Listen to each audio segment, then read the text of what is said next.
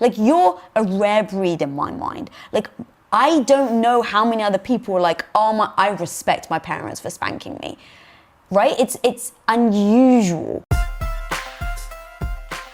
want to move on to the next subject. You want to talk about kids? Sure. All right.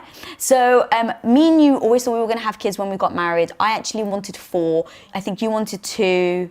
But from the get-go, I mean, people may not know this about you, but right up until we thought we were going to have kids, you were reading children's books, parenting books. That's what you were asking for 100%. Christmas. My mum bought you with utter excitement. She thought she was going to be a grandmother, so she bought you every book under the sun. And we discussed it endlessly about how we were going to bring up our kids. And we did it before we have children. And that was a big... We did it before we even started trying to have children. Right. For those people at home, though, we never did stop trying. trying. Not trying. But I just want to make that clear.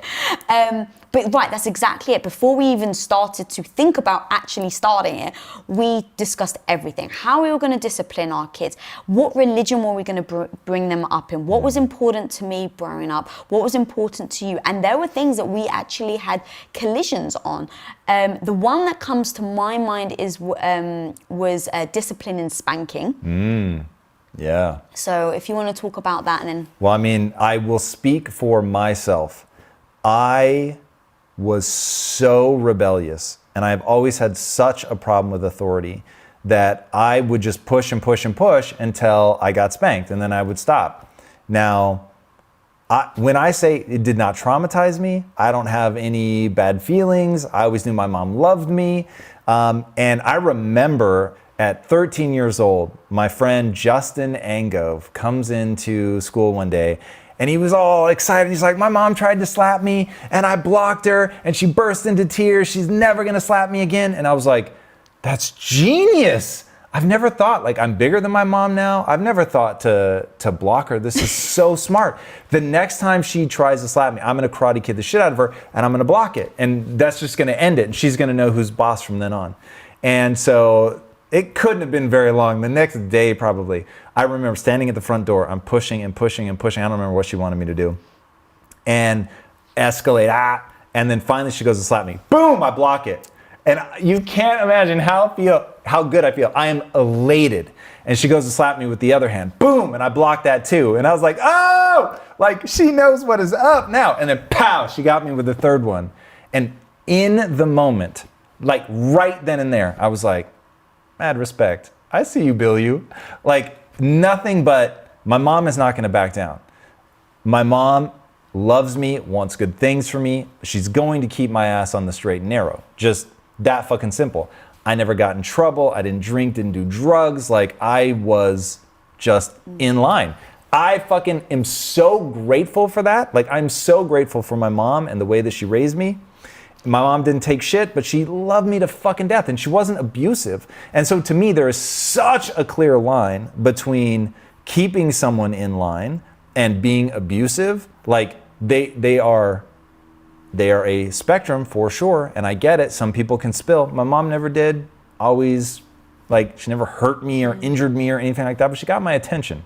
And yeah, so anyway, that to me was like, yo, if a kid is going berserk, I'm going to give him a swat on the ass to bring him into line. And for me, though, I was so fearful. So my dad did spank, not much. I think maybe he spanked me once. I remember him slapping my hand once as well.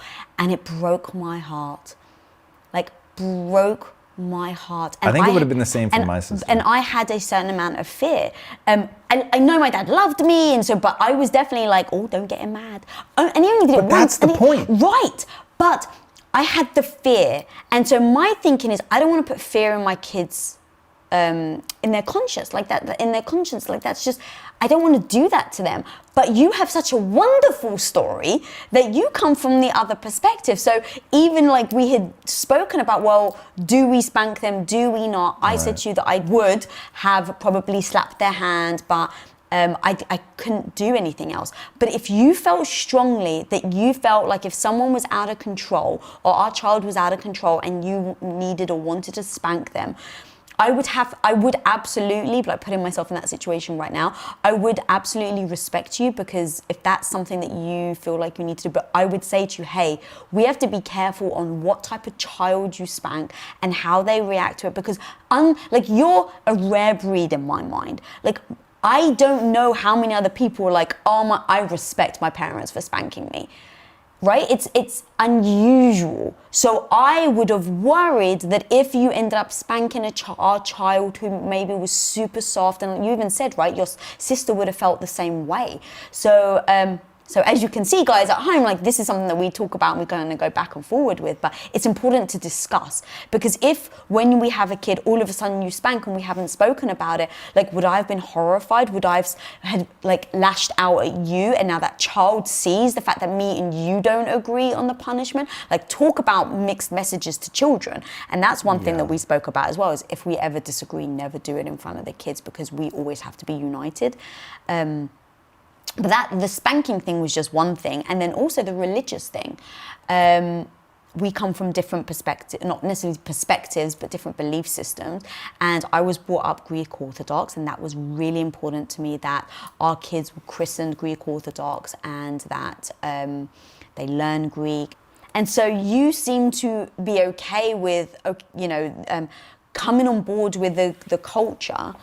But what would you say, let's say there's certain, like I know many people who, especially like, I have a lot of Jewish friends, and it's like, no, I just won't marry someone out of my religion, because it is important to me that my children are the same. So it's not even about their partner. They just won't look for someone out of their religion because it's important that their kids are the same. Yeah, but for my thing with kids is, I'm not going to be dogmatic. They need to think like me, but I'm going to always be honest with them about what I think.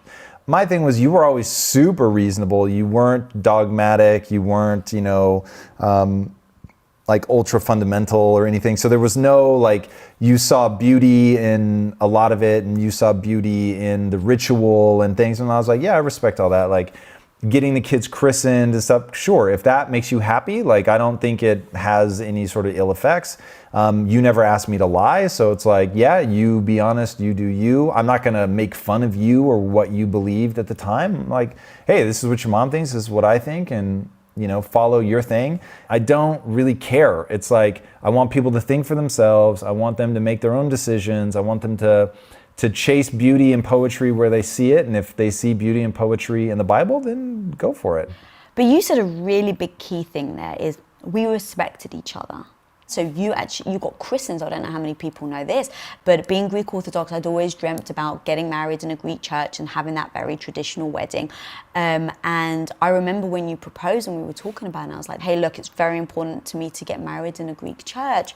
And you're like, oh, I've never even dreamt about my wedding day. So of course, then when it came to getting christened, you said, look, I will do what needs to be done for me to get christened.